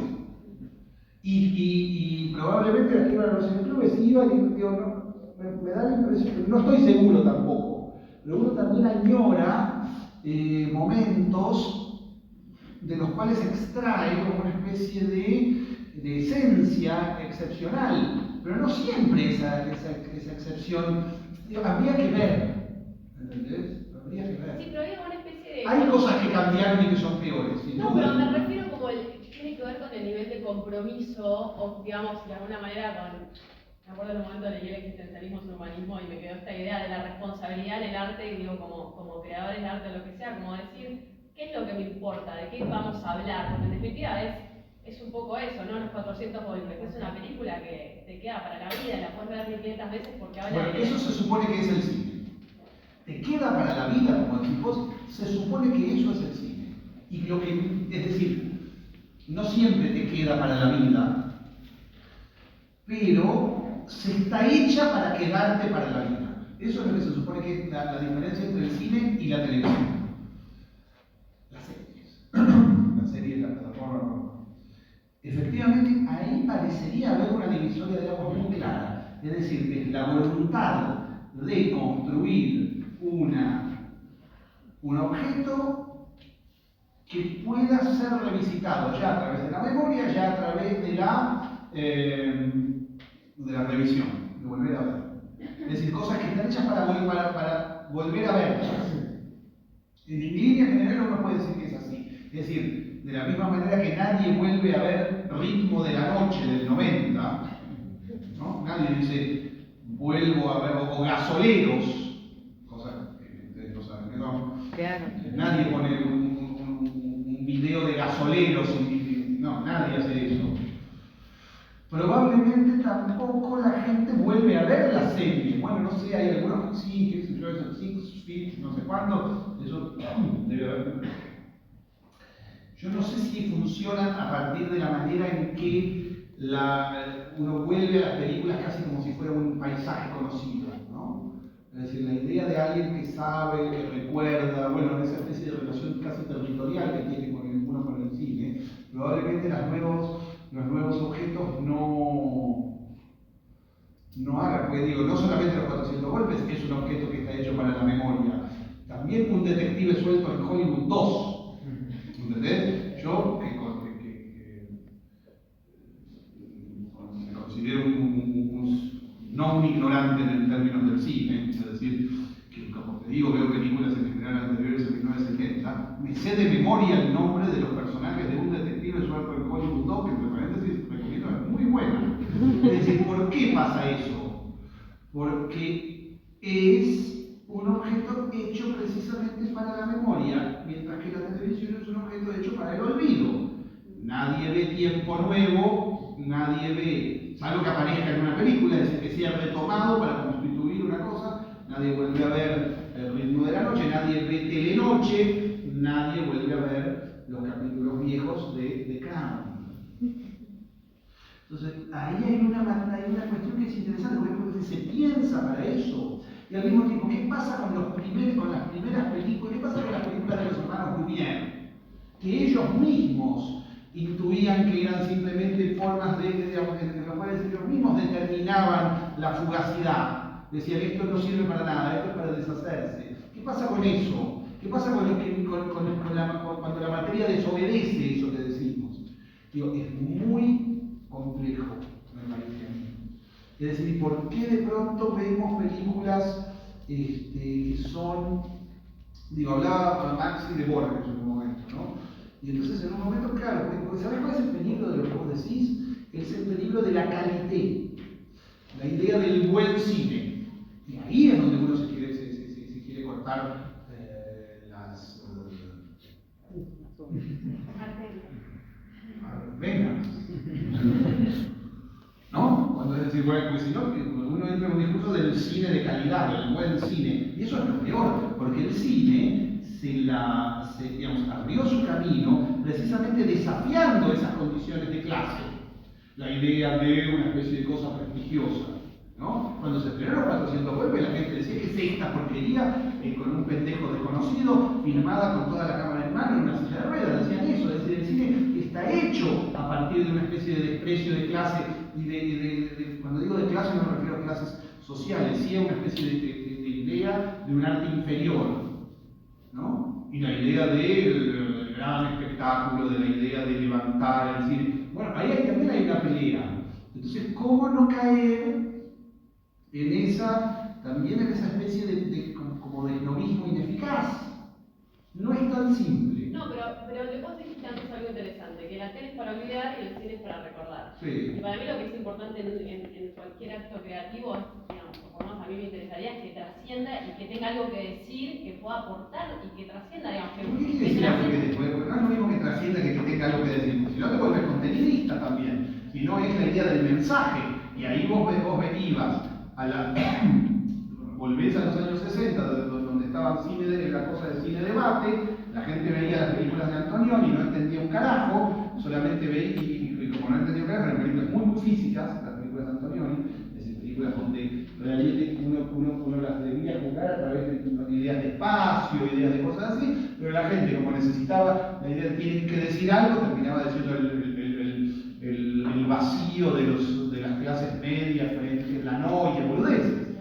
Entonces, no es que algo que decir, las películas no dicen, son otra cosa, nuevamente, es otra la materia. Es decir, la huella que dejan no es como salir diciendo, habla de que no es una aforística una película.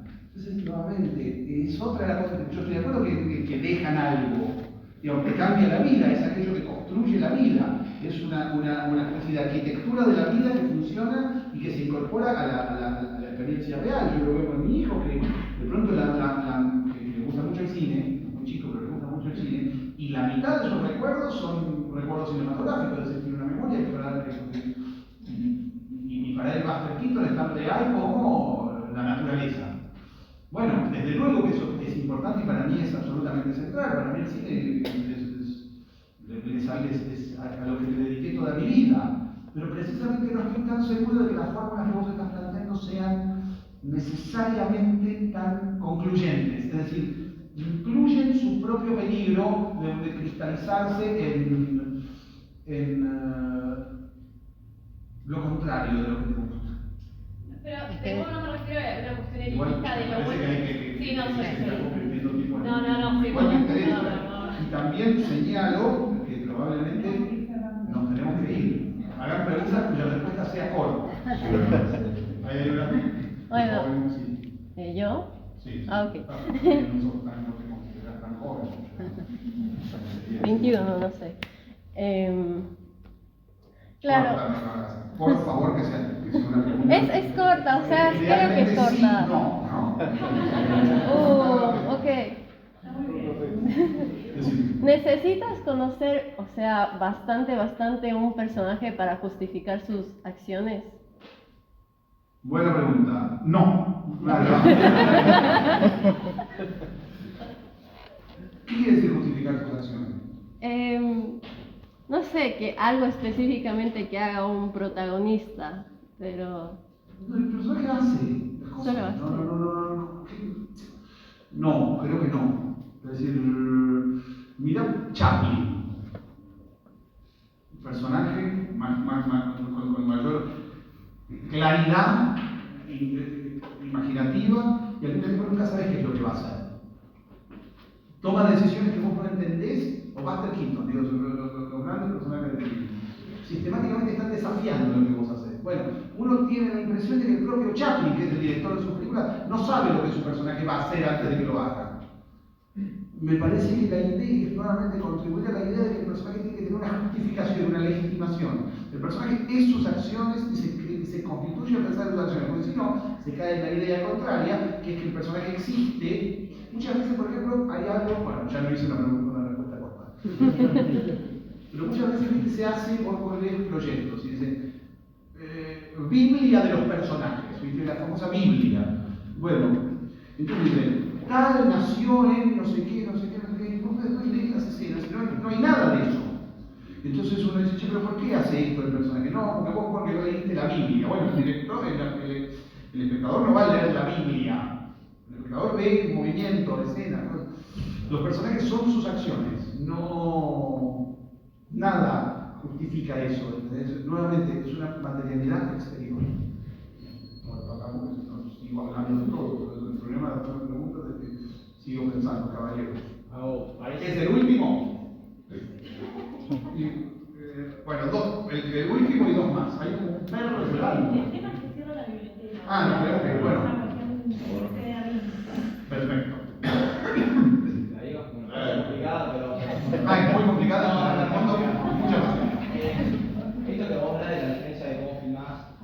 quizás ahora estás como más buscando lo real y escribiendo, filmando y no tanto escribiendo un guión y haciendo una preproducción. ¿Dónde encontrás vos más una verdad tuya como cineasta, como artista, que creo que es como también algo que hablamos? Ahora, como en lo que hago ahora.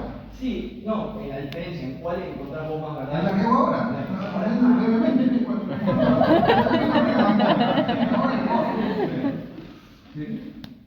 Ahora. Sí. Vos sos un guionista y un director. ¿Considerás que los directores deberían ser más guionistas? Porque a veces uno ve películas y entiende que el director es No muy puedo entender que haya gente que haga películas escritas por otro. No lo puedo Eso. entender. Me parece loco que no pueda existir esa correlación entre alguien que escribe y alguien que dirige, así como directores que no saben cómo escribir y aún así dirigen. Algo que es como... Es como si un pintor que tuviera uno que le dijera, bueno, va a venir una montaña, no entiendo. Estoy de acuerdo. Pero menos mal que no, porque si no tendría uno. Bueno, al final, dale una pregunta así rápida, a voz en cuello. Hola, ¿cómo estás? Clave. ¿Consideras lo que decís de que un guión nunca está completamente escrito o que la idea inicial es muy distinta a la obra final? Primero, ¿cuánta relación tiene eso con quién lo interpreta en cuanto a actrices y actores? Porque va a cambiar mucho. Y segundo, ¿cuánto puedes valorar? No, ¿cuánto puedes tener en cuenta? Muchísimo, primero y segundo. ¿Cuánto puedes tener en cuenta la valoración que alguien puede hacer de un guión siendo tan distinto? Y cómo conseguir también un sponsor que haga la película? Sponsor no, se llaman productores. Aparte de inversión. No, cuando yo hago la película de guionista, ese problema no lo tengo. Okay. Y cuando las dirijo yo, y en general escribo para los otros. Es decir, no escribo yo cuando yo dirijo, no escribo para alguien que no sé quién es. Escribo es para un cuerpo que ya está. Chao, gracias.